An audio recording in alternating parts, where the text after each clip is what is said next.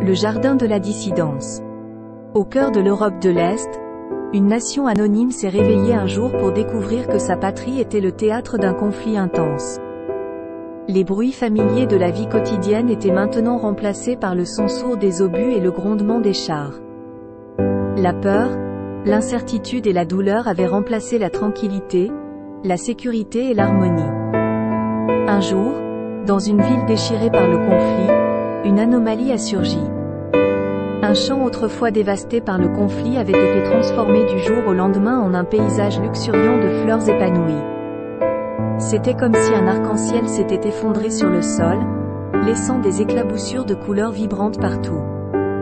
Les habitants de la ville, confus et émerveillés, ont commencé à se rassembler autour du champ. Personne ne savait d'où venaient ces fleurs, ni qui les avait plantées.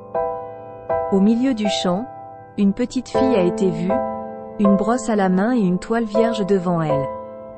Elle était assise parmi les fleurs, absorbée dans son propre monde, insensible au chaos environnant. Un soldat, intrigué par la scène, s'est approché d'elle. Il avait l'habitude de voir des armes, des larmes et de la douleur, mais pas une petite fille peignant dans un champ de fleurs en pleine guerre. « Pourquoi peins-tu ici » a-t-il demandé. La fille a levé les yeux vers lui. « Pourquoi te bats-tu » a-t-elle rétorqué.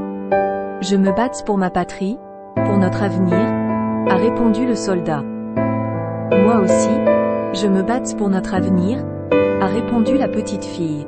« Je peins pour montrer qu'il y a de la beauté même dans le chaos, de l'espoir même dans la douleur.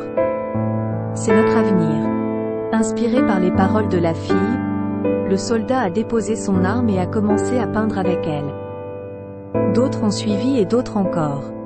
Les champs de bataille sont devenus des champs de couleurs. Les armes ont été remplacées par des pinceaux. Et la guerre a été remplacée par l'art. La nouvelle s'est répandue au-delà des frontières, attirant l'attention du monde entier. La nation en conflit était maintenant connue non pas pour sa guerre, mais pour son « jardin de la dissidence ». La petite fille et son champ de fleurs étaient devenus un symbole d'espoir et de résistance. Un rappel que même dans les moments les plus sombres, l'espoir et la beauté peuvent fleurir.